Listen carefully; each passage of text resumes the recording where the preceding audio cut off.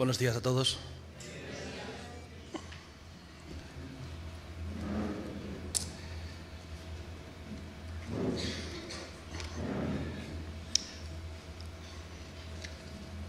Estuve de misionero 7 años en Centroamérica y una de las cosas que más me llamó la atención es que había muchas iglesias, pero cada iglesia tenía unas características particulares porque la gente se sentía identificada pues, o bien con la cultura o con el modelo de predicación o el estatus social.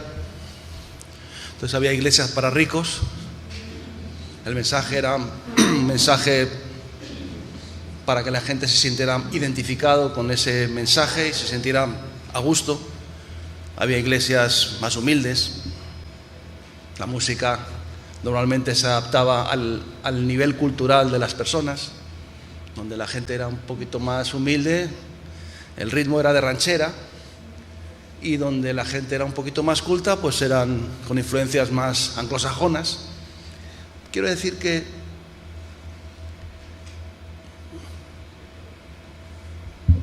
¿qué? ¿Estoy bien, no estoy bien puesto así?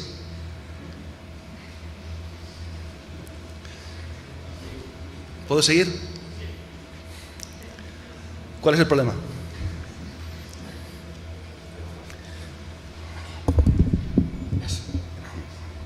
Bueno, gracias, hermano.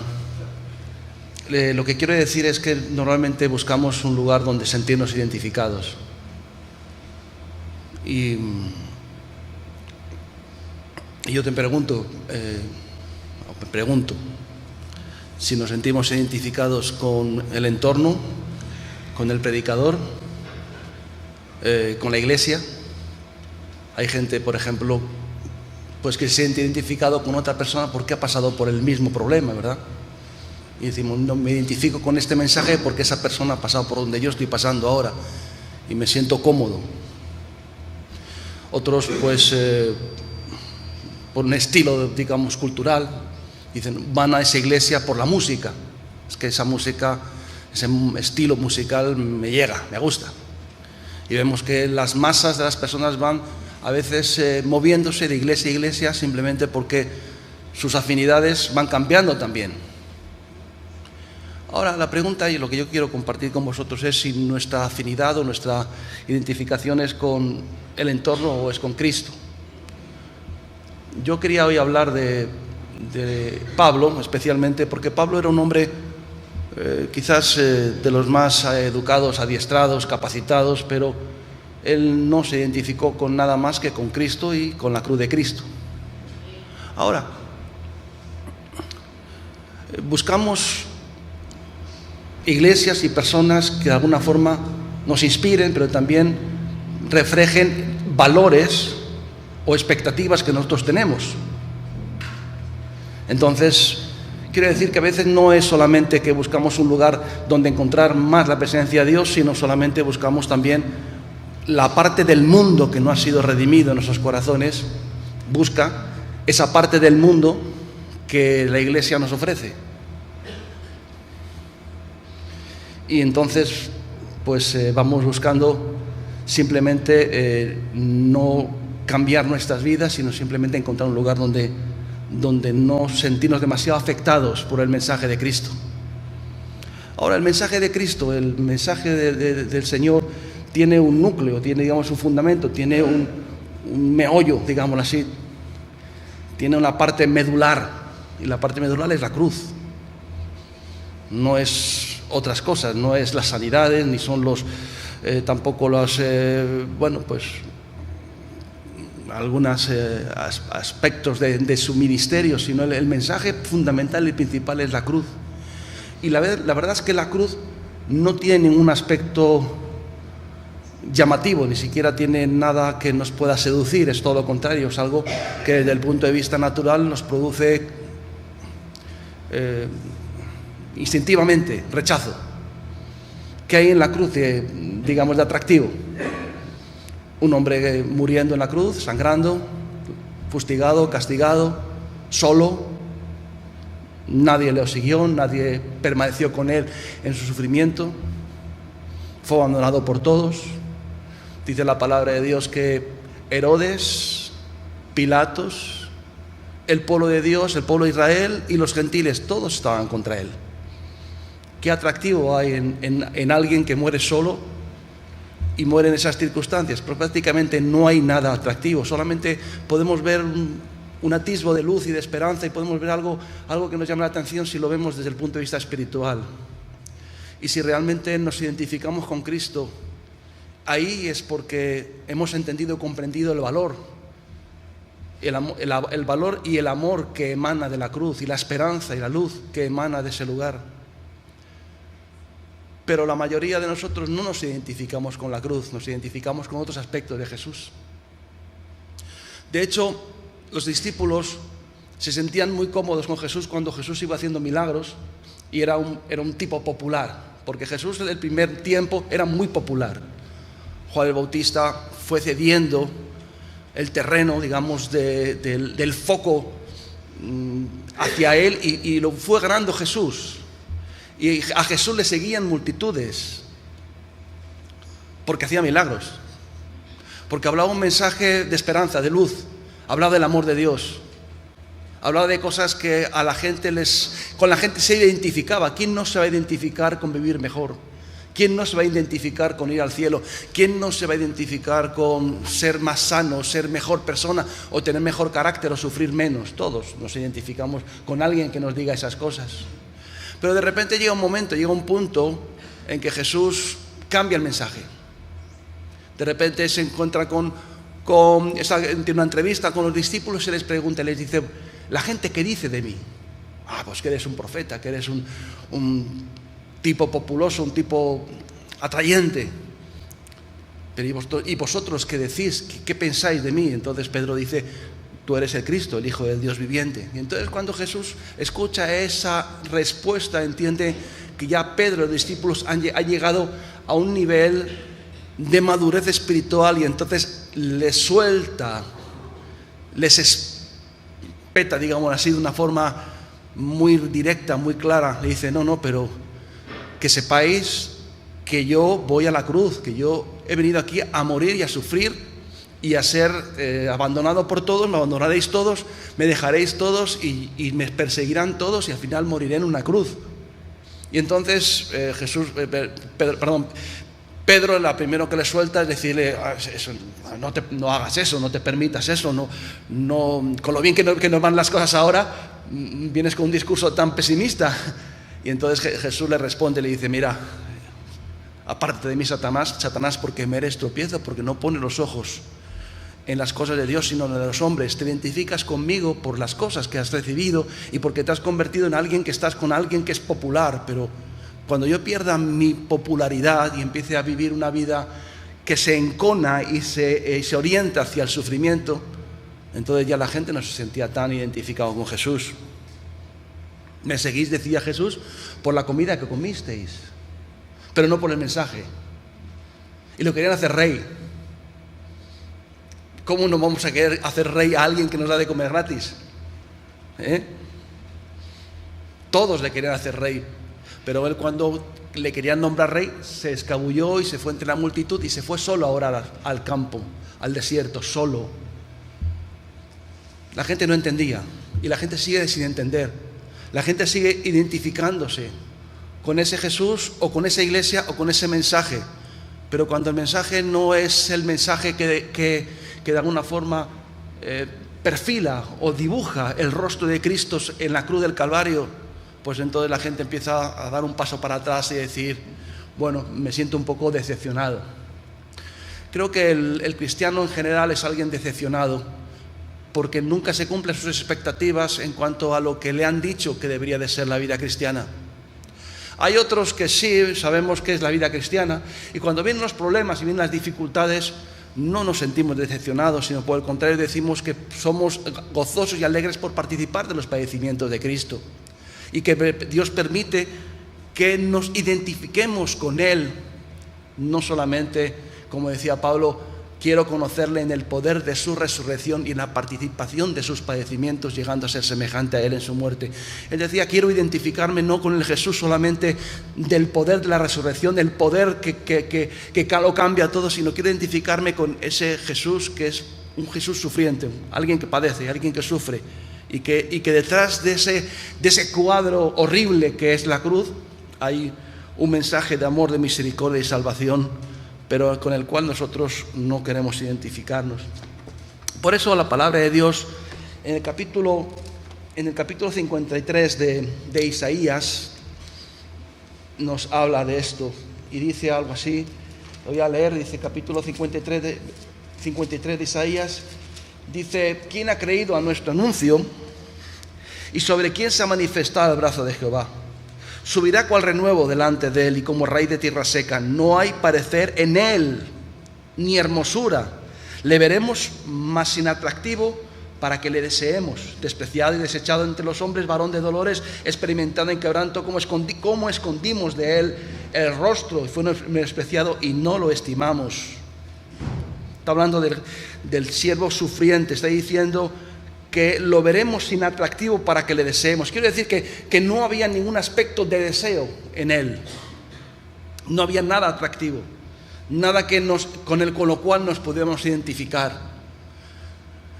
He visto iglesias, desde el punto de vista natural y mundano, espectaculares, mejores que los mejores, ¿cómo te diría yo? Pues no sé, escenarios de casi parece los lugares donde se entregan los Oscar.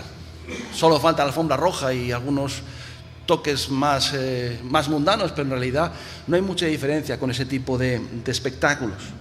Y la gente dice, yo me identifico con eso, porque en el fondo dice, yo quiero ser como eso. Me identifico con este predicador porque predica sobre cosas con las cuales yo me identifico, porque el mundo que está en mí también me lo ofrece ese mensaje.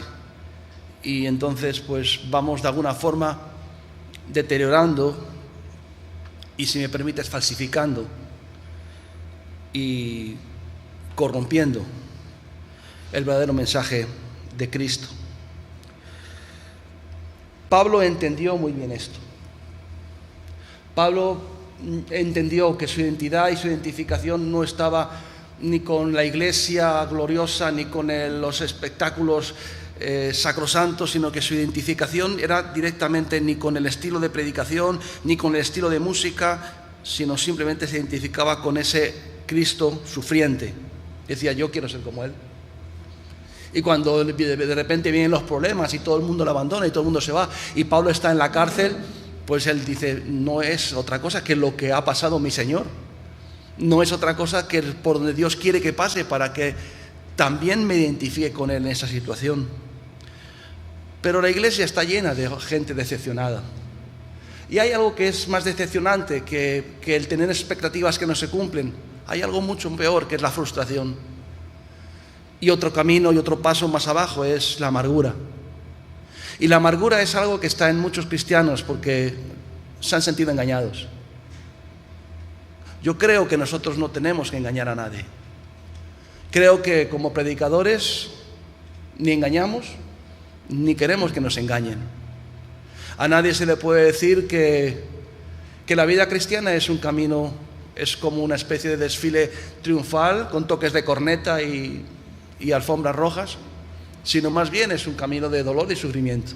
Y cuanto más te quieres parecer y cuanto más quieres conocer a Cristo, pues más el Señor te muestra aspectos en los que, por donde Él ha pasado y que van de alguna forma desprendiendo capas mundanas que está en nuestro corazón, capas de pintura que nos hemos ido dando año tras año para aparentar lo que no somos, y de repente se van cayendo esas máscaras, esas cáscaras, y va apareciendo, ¿verdad?, el hombre verdadero, el hombre santo, el hombre que está en nuestro corazón, en el interior.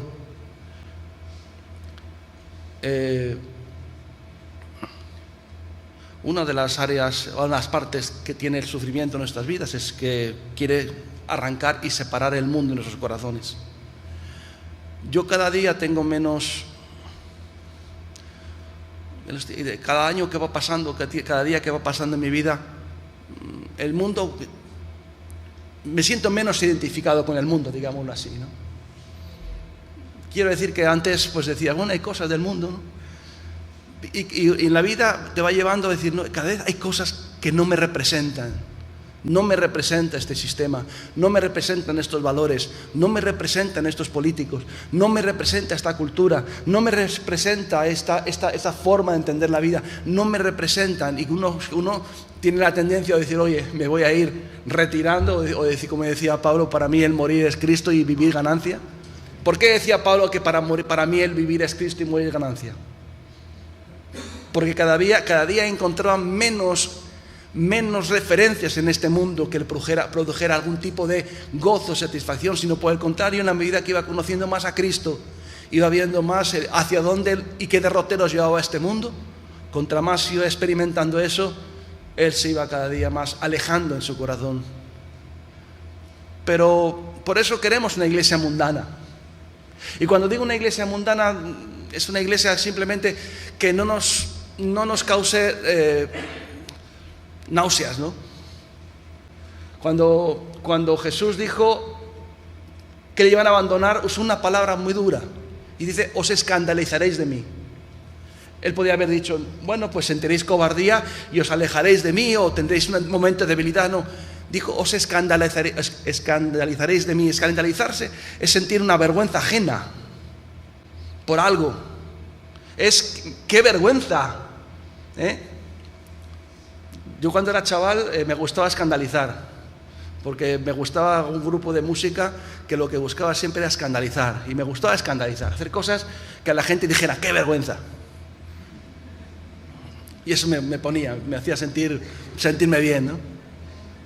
Pues cuando Jesús dice, os escandalizaréis de mí, significa que vais a avergonzaros de mí, vais a sentir vergüenza, porque no vais a encontrar ningún aspecto positivo en el sentido mundano, sino que vais a ver todo lo contrario. Vais a ver un ser sufriente muriendo en la cruz, crucificado, perseguido, abandonado, y vais a sentir vergüenza. Y se cumplió. Jesús lo profetizó y Pedro mismo dijo, yo no sé nada de ese hombre, yo no le conozco, pero si estabas con él, yo no sé nada de ese hombre. Hasta una sirvienta, digámoslo así. ¿Qué peligro podía haber en una sirvienta? ¿Qué peligro, qué amenaza podía haber en una doncella, en una mujer joven que probablemente se dedicaba a cosas de sus labores? ¿Qué amenaza podía sentir Pedro de esa mujer? Ninguna. En cambio, cuando esa mujer le preguntó, dijo, oye, tú estabas con ellos, hablas como ellos. Él dijo, déjame, que no sé quién es ese hombre. No tengo nada que ver con ese hombre. Sentimos, bueno, cierto amor por el pesebre, pero somos instintivamente enemigos de la cruz de Cristo. Por eso Pablo decía, creo que es en Gálatas,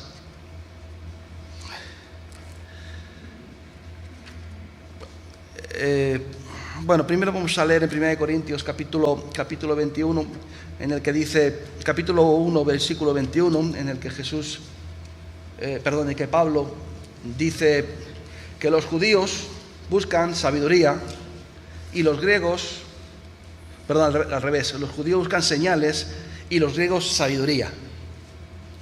Los judíos buscaban señales porque eran incrédulos y necesitaban ver algo consistente, aunque eran religiosos, y los griegos, que también eran judíos, estaban impregnados por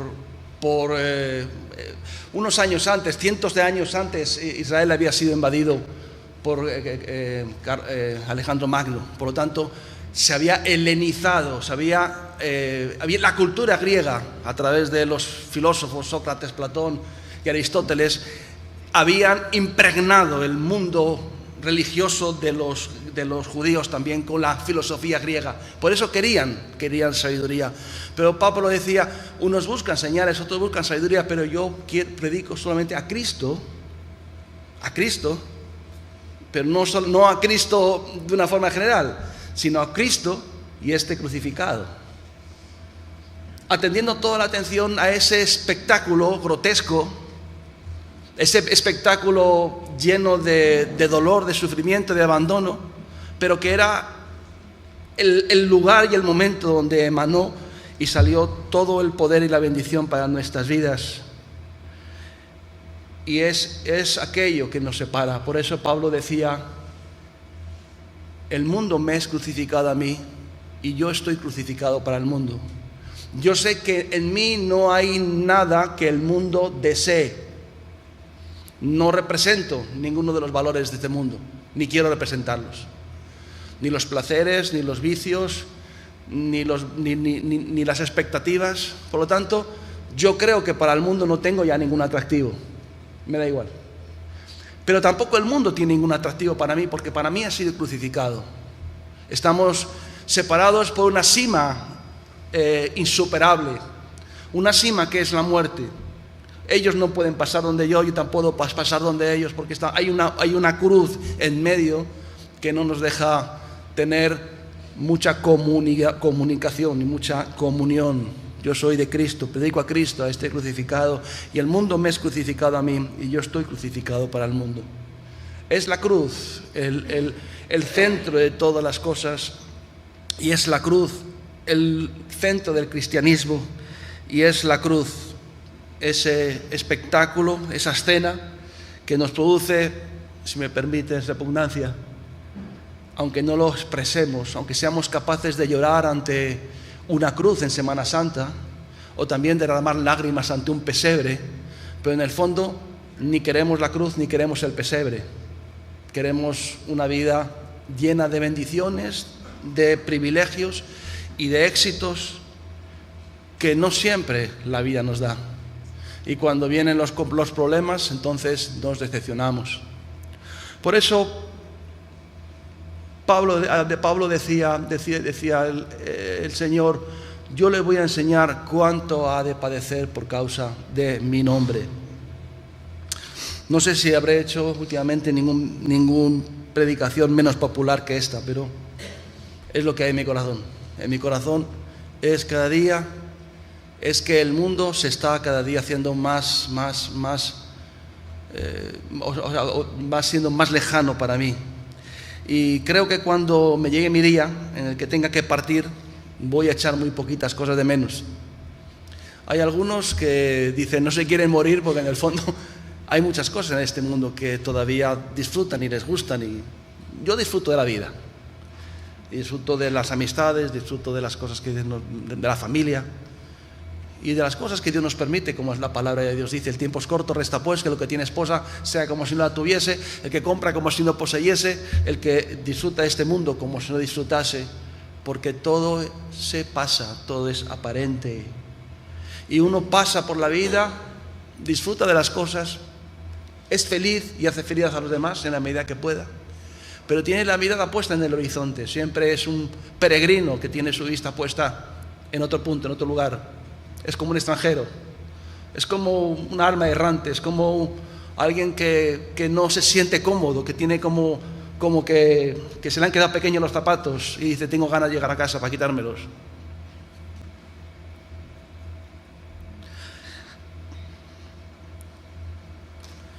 Y los que tenemos a Cristo en el corazón, pues, y sentimos este distanciamiento con el mundo, es como si sintiéramos que este cuerpo se nos ha quedado pequeño. Hay gente que se identifica mucho con su cuerpo. Yo cada vez menos, en el sentido de que el cuerpo, pues, es nuestra carta de lo que vemos en el espejo, ¿no? Pero este cuerpo cada vez me representa menos. Y uno, pues, en la medida que va pasando el tiempo, se va dando cuenta que, como dice la palabra de Dios, ¿quién me librará de este cuerpo de muerte?, decía Pablo. Que Pablo decía: Él va a cambiar este cuerpo de humillación en un cuerpo de bendición. A mí mi cuerpo me humilla. No solamente por el hecho de que mi cuerpo hay que cuidarlo, lógicamente, y hay que darle de comer y hay que asearlo y todas esas cuestiones que es normales, hay que hacerlo. Pero me humilla porque no sirve al Evangelio. Mi cuerpo, como dice la palabra de Dios, dice: yo golpeo mi cuerpo y lo pongo en servidumbre, sirviendo a los demás, porque si no, puede ser que habiendo sido heraldo para otros, yo mismo pueda ser eliminado. Porque mi cuerpo no sirve los intereses del Evangelio. Mi cuerpo no sirve los intereses de Cristo. Mi cuerpo exige y demanda, como dice, placeres, como dice la palabra del Señor en el capítulo 1 de 1 de Juan, cuando se refiere al mundo, y dice el amor al mundo. Y dice así la palabra de Dios: no améis al mundo ni las cosas que están en el mundo. Quiere decir, no te identifiques con el mundo. No quieras parecerte al mundo. No tengas como modelo y como paradigma o modelo ni el mundo ni la gente de este mundo. Para mí, identificarme, yo tengo que identificarme con Cristo y con Él, con su muerte y con su ministerio y con su humildad y con su forma de ser, pero no con este mundo. Pero amar al mundo significa que uno se identifica con este mundo, se siente cómodo y anhela las cosas que nos da. Por eso dice la palabra de Dios: no améis este mundo ni las cosas que están en el mundo. El mundo y las cosas que están en el mundo son dos cosas. Uno habla de cosas más naturales, más concretas, que se pueden tocar, que se pueden palpar, que ocupan un lugar y un espacio, y hay otras que son más virtuales, pero que representan valores, cultura y forma de entender la vida. Eso es el mundo también. ¿Y cómo hemos importado tanto mundo a la iglesia? Pues simplemente porque no hemos tenido corazones en los que el Señor hayamos permitido al Señor vaya despiojándonos, digamos así, desparasitándonos.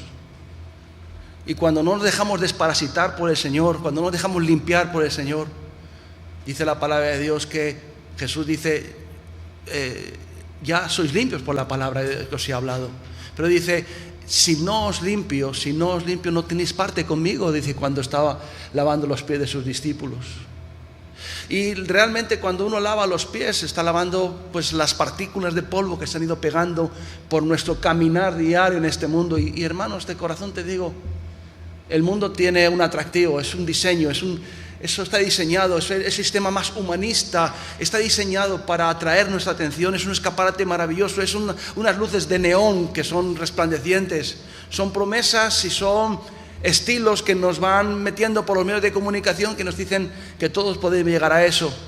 Pero como siempre digo, el mundo promete mucho y da poco, promete mucho placer, pero nos da mucha frustración. Y aquí dice la palabra: no améis al mundo ni las cosas que están en el mundo. Las virtuales, el escaparate, pero tampoco las cosas que podamos tener. Si alguno ama al mundo, el amor del Padre no está en él. Aunque todo lo que hay en el mundo, y ahora dice lo que es el mundo: los deseos de la carne, los deseos de los ojos, la vanagloria de la vida. Aquí no está diciendo cosas concretas, está diciendo de cosas que deseamos, cosas con las que nos identificamos. Deseos son cosas que quisiéramos tener, que nos estimulan, que nos hablan, que nos seducen. Pero el que ama al mundo, el amor del Padre no está en él. Y dice esas cosas son los deseos de los ojos, los deseos de la carne, la vanagloria de la vida.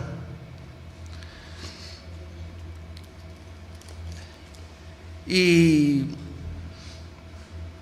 el ejemplo que tenemos más maravilloso, por ejemplo, que yo creo que tenemos es la historia de Daniel. Daniel fue un profeta, pero que vivió en un ambiente, en un clima muy hostil. Fue capturado y llevado a Babilonia, y fue no solamente llevado a Babilonia, sino que encima estaba de sirviente en el núcleo, en el centro de la corte del mundo mundano y más perverso. Pero lo más maravilloso es que este hombre jamás se identificó ni con el lujo, no se identificó con las cosas. Como cuando Moisés dice que siendo hijo de la hija de Faraón no lo tuvo como algo que le sedujera, sino que prefirió padecer y sufrir con su pueblo que gozar de los deleites temporales del pecado, porque tenía su vista puesta en el galardón, dice de Moisés. Porque Moisés era hijo de la hija de Faraón.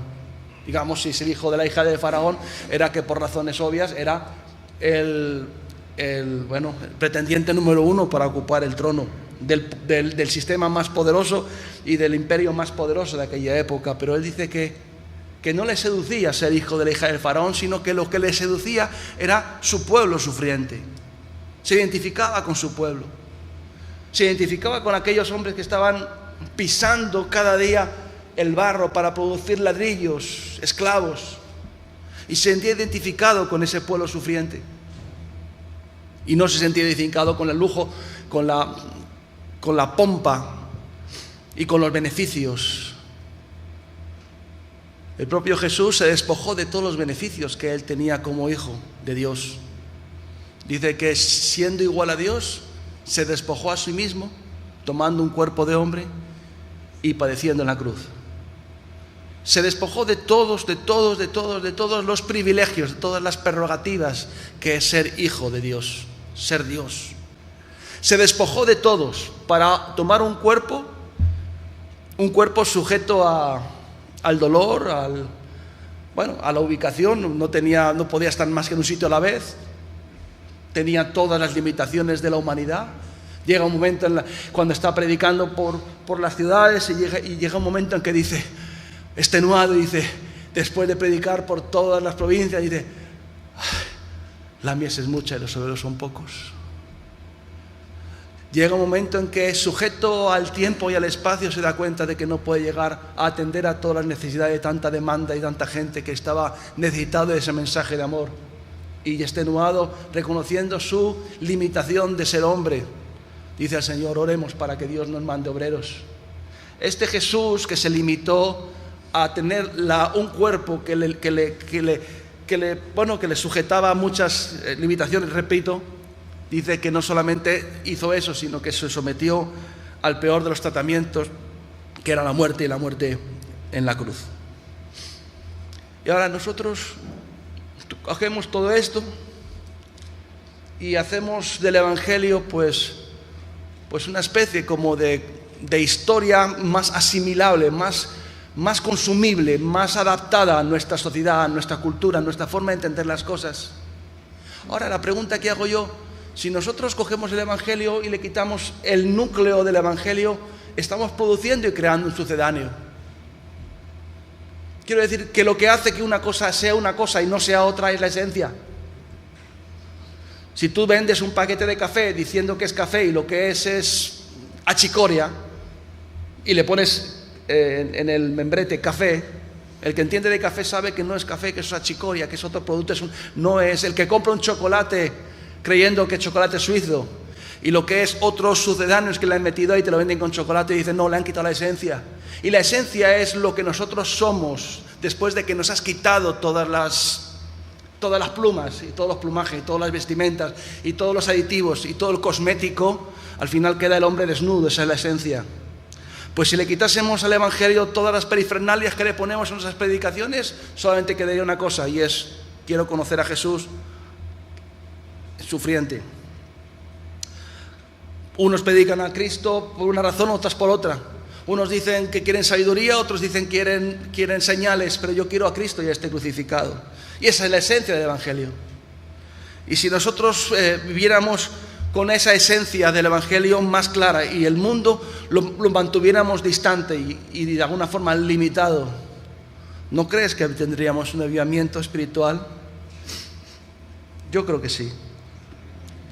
Y Daniel era este hombre que vivió en esa época tan difícil, tan complicada. Superó a tres monarcas. Él estuvo en la corte de tres monarcas. Estuvo en la corte de Nabucodonosor, un modelo del mundo, una estatua, levantó una estatua de oro y todo el mundo tenía que postrarse. Este mundo también es una estatua con muchas perifernalias a la que nosotros tenemos que adorar diariamente. Luego le sustituyó Belsasar. Este fue un rey tremendo y terrible, pero estaba caracterizado por la blasfemia. Él hizo una fiesta utilizando todos los recursos del templo que había robado de Jerusalén, los cuencos de oro, de plata, todos los utensilios los había convertido en copas para beber vino, para la fornicación y para el pecado en general, y en ese momento cayó fulminado, muerto.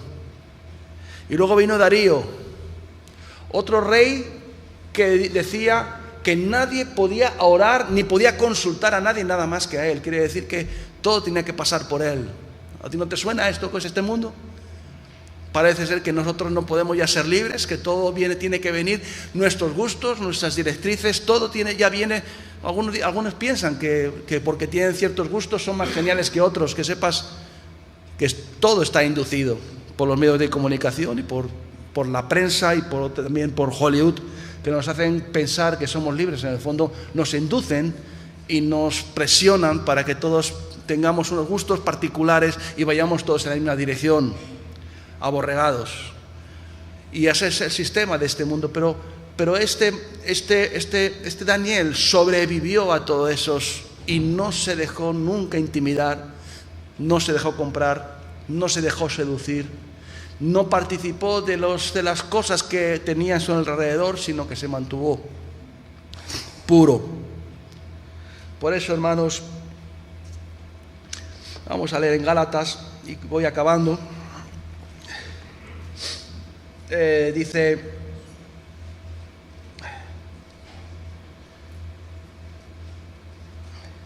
Dice, bueno, pues si lo encuentro.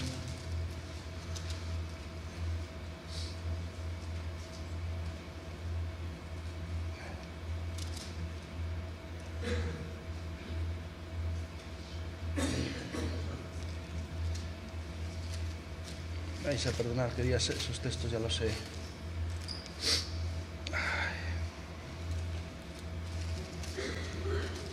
Dice,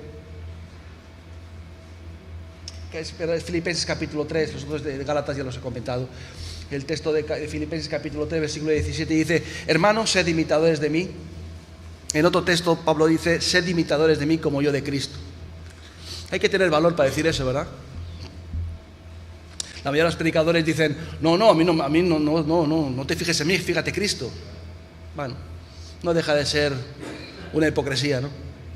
Pero Pablo tenía ese valor, tenía esa valentía, tenía ese coraje, tenía ese compromiso, tenía esa fidelidad a Dios, tenía ese amor por el Señor, que decía: oye, fíjate en mí porque yo me fijo en Cristo.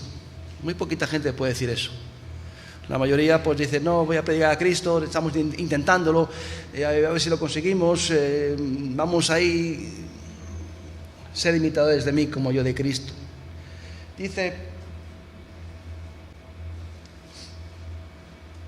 Dice versículo 18: porque por ahí andan muchos, de los cuales os dije muchas veces y aún ahora lo digo llorando, que son enemigos de la cruz de Cristo,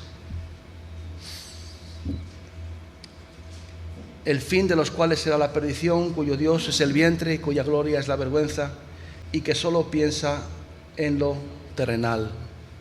No estaba refiriéndose al mundo mundano, estaba refiriéndose a aquellos que les hacía llorar porque, debiéndose ya, habiendo alcanzado cierta espiritualidad, pues se encontraba con que todavía el mundo estaba muy, muy fortalecido en sus corazones. Y por eso dice aquí la palabra de Dios esto. Dice llorando, que son enemigos de la cruz de Cristo.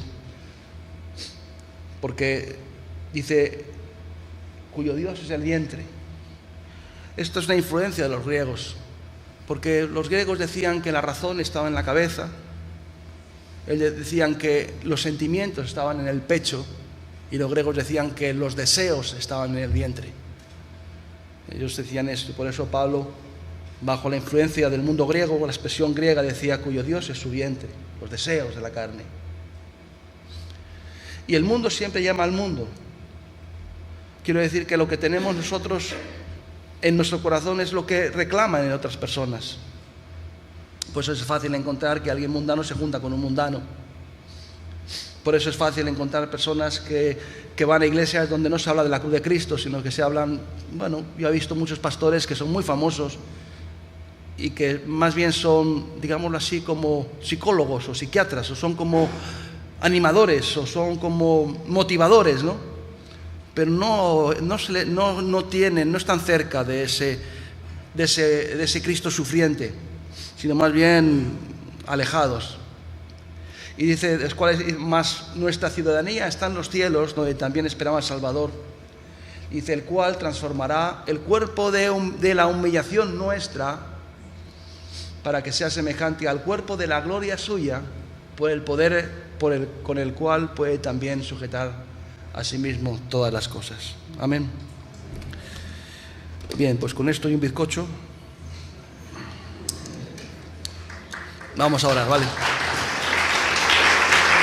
Bueno, hacemos una oración. Señor, hemos hablado hoy cosas muy grandilocuentes y nos humilla saber que estamos todavía tan lejos, Señor. Hay tantas cosas pegadas también a nuestros corazones todavía.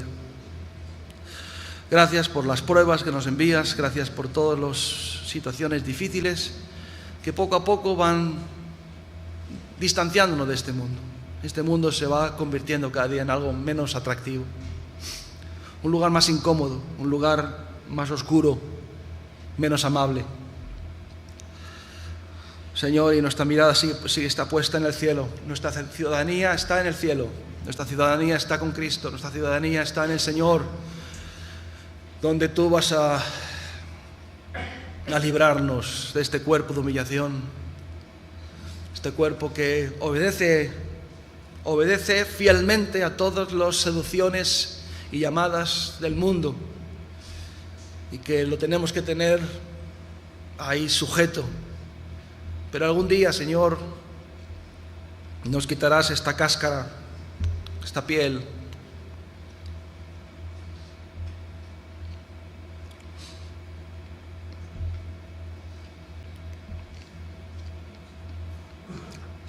Gracias, Señor, por tu palabra. Gracias por los hermanos que han escuchado. Que nadie se sienta ofendido, como dice tu palabra. Que nadie tropiece conmigo, dice Jesús, y que nadie tropiece con este mensaje, sino que todos puedan ver espiritualmente cuál es el meollo y el mensaje principal y la esencia de nuestra fe, que es Cristo crucificado. Señor, que podamos vivir la vida cristiana con dignidad, que podamos sufrir con dignidad, que podamos llevar tu vituperio con dignidad. Señor, que podamos también llegar al final de nuestros días con dignidad, sabiendo quiénes somos y a dónde vamos. En el nombre de Jesús. Amén.